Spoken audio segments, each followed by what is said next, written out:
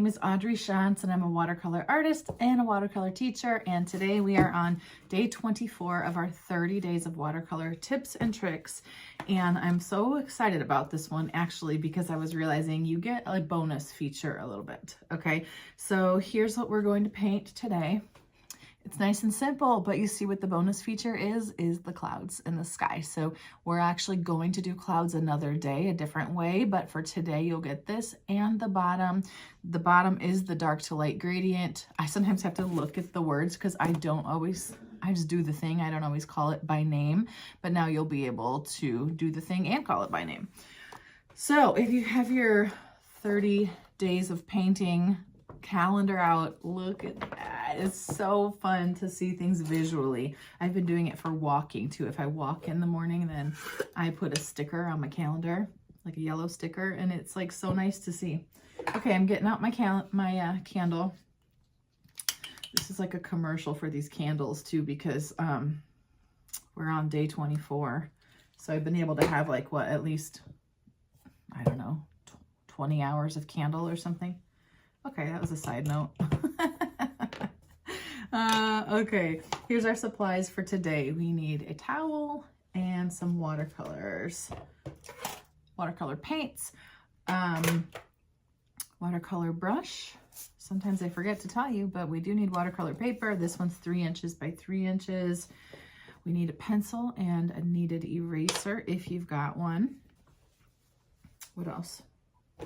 Water in your jar if you've got that, and a candle, a drink. Today I have fountain Diet Coke from Jimmy John's. This is what Jimmy John's, it's a restaurant. Some people were like, I don't know what that is. Okay, let's get started. We didn't read this on the beginning today in the intro, so we're going to read it together now. Day 24, dark to light gradient. A dark to light gradient in watercolor is a wash that gradually transitions from dark to light. It's created by blending colors in a sweeping motion so that they spread across the paper and create a smooth gradient effect. And I actually like showing it to you this way today because now we can see it along with the small little painting that we're going to do today. It really is a lovely effect. It shows kind of a difference in like perspective, that this looks maybe further away, this is maybe closer up. You can see a slight transition. I wish you could see a little bit more of a transition between these, but I still think this is beautiful. So we're not going to be mad about whatever we get. If we see a transition in color in general, from dark to light, that's going to be awesome. And the bonus feature on this one is that we get to work on a sky with some clouds in it. So we'll do that together. And we're going to just put in whatever we want to do here, just something here at the horizon line to turn it into a painting, really. Without it, it's less, you know, but with it, all of a sudden we've got some, just something interesting to look at back there. We'll use lifting on these corners here to kind of get where it looks like the light is shining on the fronts of these little mountains or hills. And then we're going to do these little tiny, this is just like with our ink pen at the end, these tiny little birds. And I think the whole thing just comes together and ends up being a cute little landscape. So I think that's basically our observing of this one. You can tell that the sketch won't take much time. It's really going to be about the paint work that we do. So I think we'll sketch the whole thing and then I'll show an example of the sky and then we'll do it together. This is where we're going to need our pencil and our kneaded eraser. And for this one, I kind of guessed on the middle. I was like, but I do think this line needs to be straight. So when we have a horizon line, if it was crooked, it's going to feel wrong. And so we really, sometimes you might need to get out your ruler for that one. Or if you have another piece of paper like this, you know, you can kind of find what looks halfway and then line up your edges and use your other paper to get this nice straight line. So we can always use what's around us. If you don't have a ruler, you probably have something with a straight edge. So we've got that, and it's funny, I think my bottom is a tiny bit bigger than my top. And that's probably fine because the concept is the dark to light gradient, and it gives us a little bit more time, more space for that. So I'm going to leave it the way that it is, and we're going to do these right here. I started them let's see, this is probably halfway, so a little bit to the left of halfway, and the first, like, they're just lumps. And like always, press lightly, and you can change your lumps into other lumps if you would like to. So the first one's kind of smaller, and then I'm gonna make this one bigger. Just really focus on the top of them if you want to. And maybe like that. So this one's slightly different than this one. What I like is that they're all coming up and then going down, up and then down. And see how I had them overlap this way? I think it might be nice to get rid of that, because when we do the lifting, we're gonna actually come at it from the other direction. So here, this way is what we're gonna do.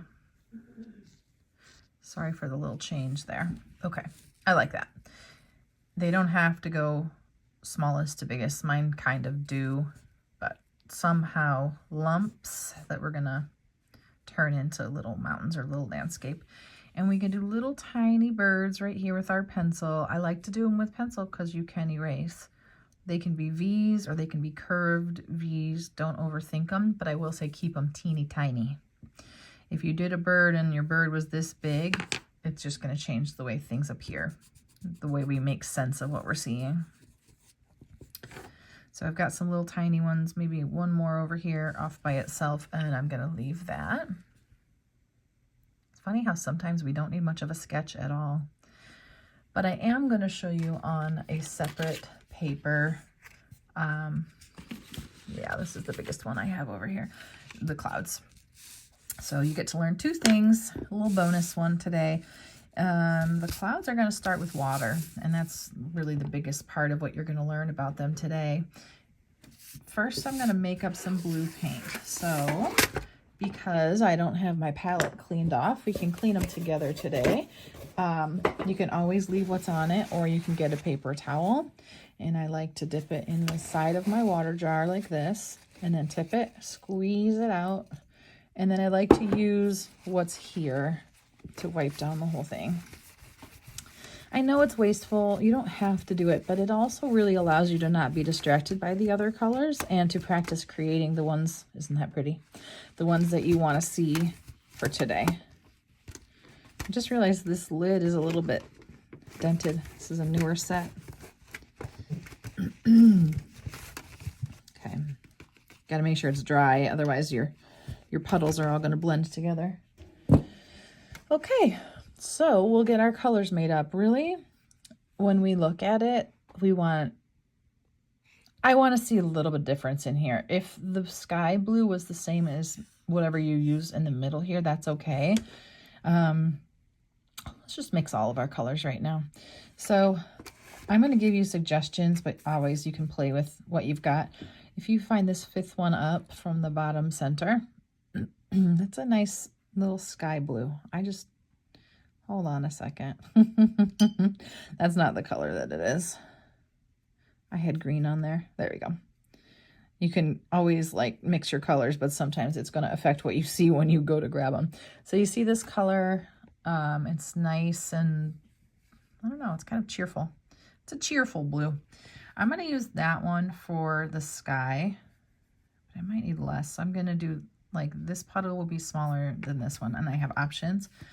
And then for these ones, if you start at the top center, now I know everyone doesn't have these, so for that first one, use any kind of a blue, and then you'll see what you think as we go. For this one, I'm going to get this Payne's Gray. It's a navy blue right underneath of the lime green, and I want this first one to be nice and dark. Okay, notice that I got my brush wet. I swiped it around on my paint and brought it over to my palette. And most of the time we'll add water from here, but because I want it to be nice and dark like this, notice when I move it around, you mostly can't see through it, which means there's a good amount of paint in there. That's what we're going to use for the back of that water. Now I'm going to clean my brush out. And when I clean my brush, I'm pressing like this. Press, press, press into the bottom of my jar. People like to go wiggle, wiggle, but I don't know that the pigment got released when I do that. So press, press, press, and then I move on. So now I'm going to I want to do the next one down, so the third one. And it's I don't know what, I've never figured out what to call this. I mean, I know it has a name. I'm just not going to look it up right now. But I like this color a lot, and you'll notice it's different than what you're seeing here.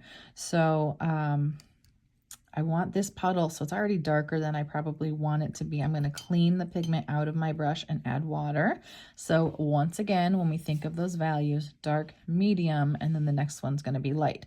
So if these are the same, you're going to want to adjust one of them, either make this one darker or this one lighter.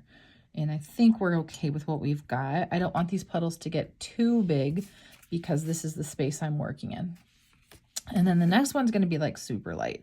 It doesn't matter what you use. You could use a swipe of this one we just made, put it over here, and add water to it. I think that's probably a good way to go.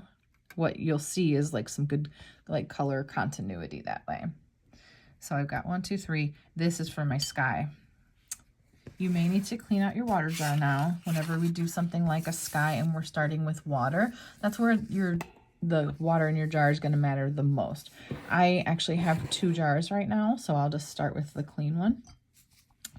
And now I'm going to move these aside and show you clouds. This is just a little, you can just kind of watch what I'm doing.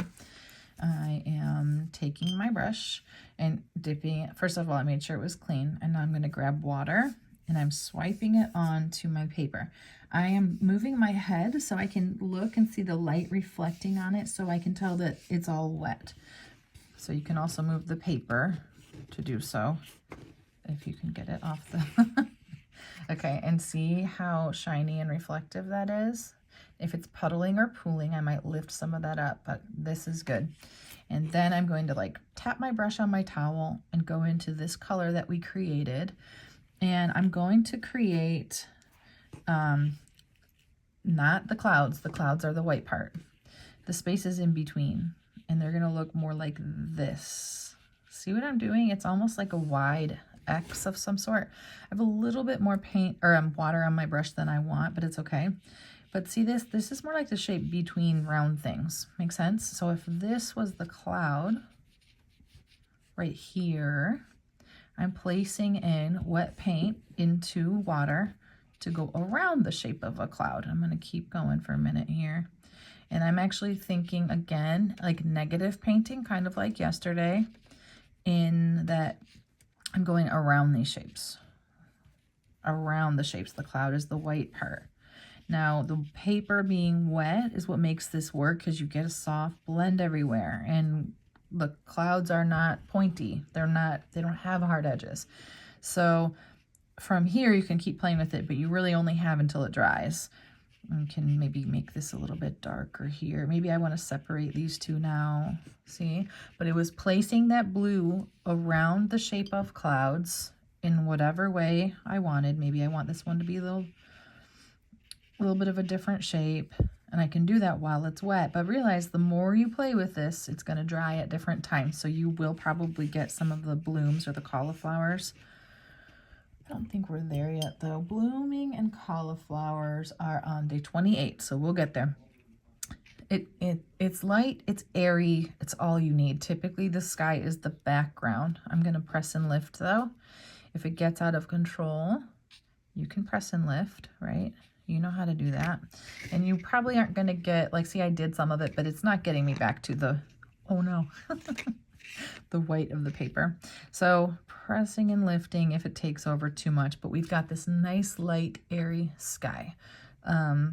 So I'm going to try to get a little bit more control on it when we do it together in a moment. But from here, I'll either let it sit and dry, or I'll get out my heat gun and dry that layer. And like I said, skies tend to be in the background. So you don't really need a lot going on unless you'd like to feature it. And then you just keep practicing and you'll gain more control over this process.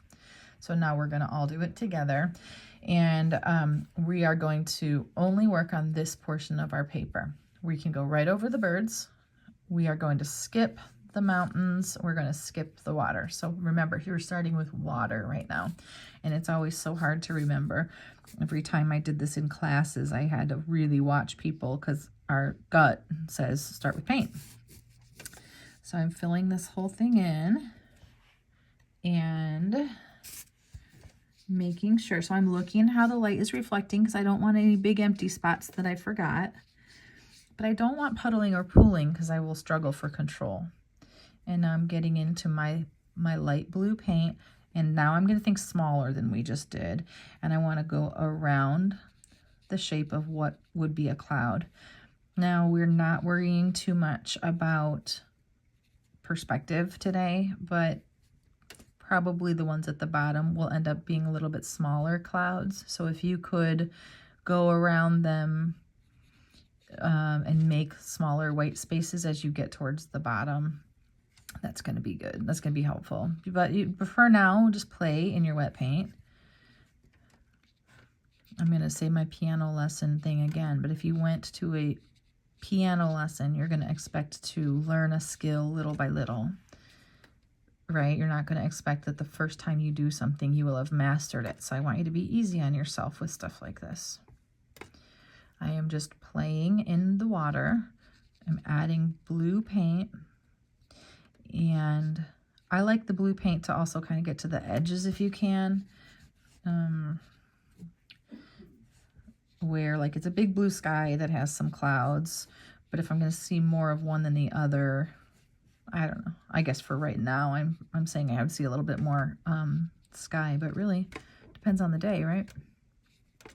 I can only play until it's dry. So that's my time. I can darken it up where I want, but if I make it darker here, I probably want to balance that out, right? So maybe the whole top will be a little bit darker. I know I have this time because I can see the light reflecting and I can watch what's happening on my paper. But as soon as this starts to get where it's drying in hard lines, that's when I know time's up. Stop touching your paper because you're not going to like what happens the more you're messing with it. Watercolor is bossy about that. I think that's good. I'm going to let it be. I played with it more than I expected to, really.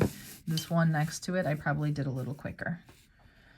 So, because all of this is wet and both things that we want to paint next are touching it, you can either let this sit and dry, or you can get out your hair dryer or your heat gun. So let's go ahead and give it a dry, and we can start working down here. Isn't that so nice for softness? I just love how you get this real sort of lazy, hazy, sky-looking situation up here. You can tell I used a different blue here than there. It's fun to play with the different blues and find your favorites. So we're going to wait on the mountains or the hills. We are going to next get into our dark to light gradient. And so remember, it gradually transitions from dark to light. And it's created by blending colors in a sweeping motion so that they spread across a paper and create a smooth gradient effect. So what we will be doing is taking our dark color and swiping it here. And while it's wet, we'll clean our brush and add our next color here, blend them together, clean your brush, add your light color here, blend them together, and stop. If it's wet enough and you want to play with it, you can maybe add more darkness into the back, add more color in here. But you really, for the effect that we want, one color, clean your brush, second color, clean your brush, third color, clean your brush, you're done. Okay? So let's look at our puddles and let's make sure our puddles are still okay and still ready to go. My darkest one I needed to refresh a little bit because remember it didn't have as much water in the first place, so it's likely that it would have dried up. Okay, so I'm going to try to leave both of these in the picture, and the first thing is I'm going to hold my paper down a little bit.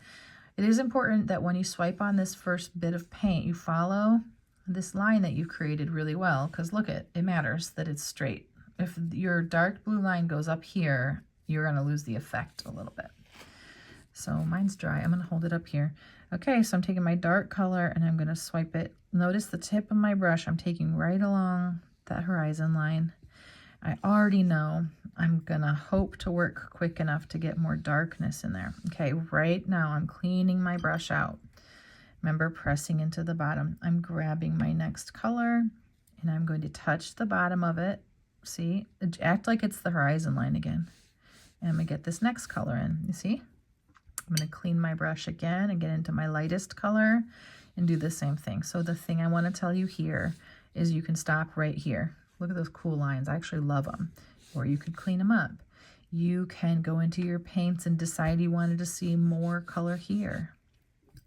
You could quickly get into your navy blue color and decide while it's wet, you want to see more darkness in that background. But if it dries, you just notice, just look at what's happening because the effect changes. Basically, it's this, and I don't want to keep messing with it because I do like, if we do it and we stop, then you're going to let the colors pull each other, and the water, you know, the water's doing the work here, and you're going to get this really lovely blend from dark to medium to light. And that is a dark to light gradient. So I'm going to take my dryer to it. Sometimes I just want to see. I do think if you don't use your dryer, sometimes you might get a cooler effect because you're not rushing it and you're not pushing any of that paint through the water particles, you know. But I'm going to dry it, and then we're going to work next on our mountains. And I like how that turned out. I think it's pretty beautiful. It's a fun one to play with. I don't know if I touched it right here, but that's okay. And now we're going to get into this color. So at first when I was doing this, I was going to just do it as a navy blue, but I really like what happens when we instead add some brown. So I took my tip of my brush, and I'll do this on camera here. Also, if you need to rewind that a couple times and watch it again, it's the main event today and it went quickly. So I took the tip of my brush, dipped it in my water, and I'm going to get into, on this set, it's a dark brown. So I would say the third one on the bottom right. But if you're using a different set, you might want to take brown and dip it in, or mix it with black even. Or I'm going to mix it with this navy blue a little bit, and then I'm going to get a lot of darkness that way. And I am kind of using color theory because brown comes from orange in this case. And see, I mixed all that together and I like it.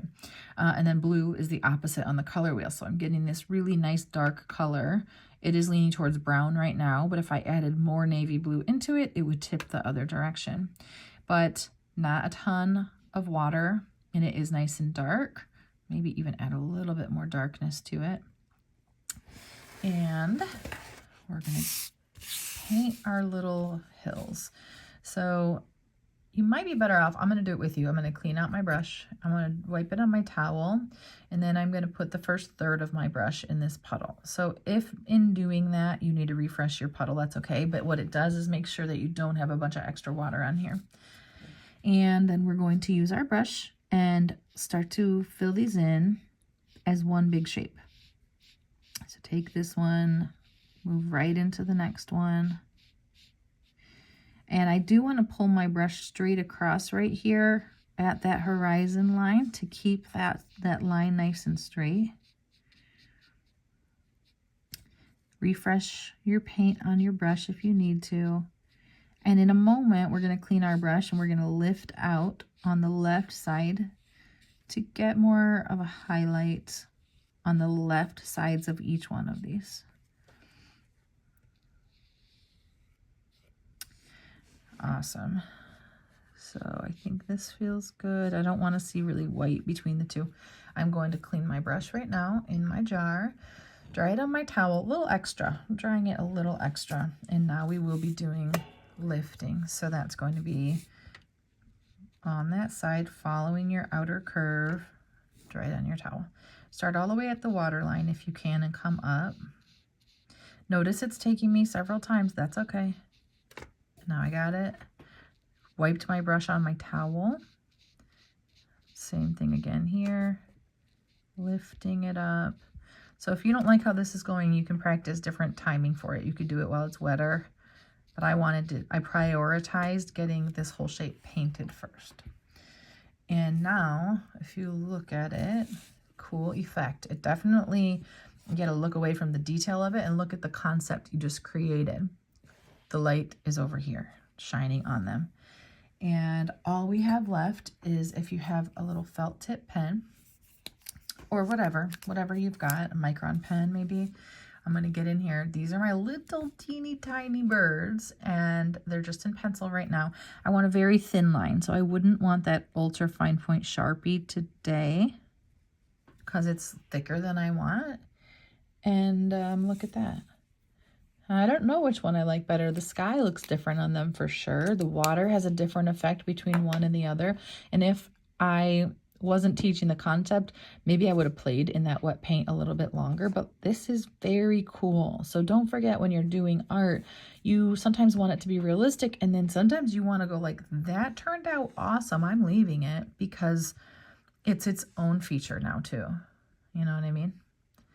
So this is it, dark to light gradient today. Practice it a couple different times if you want to. Maybe take a whole piece of paper and turn it into a little grid, and maybe do it that way as well, where you just practice several of them. But you did it. We just finished day 24. I hope you're feeling good, and I will see you back for day 25.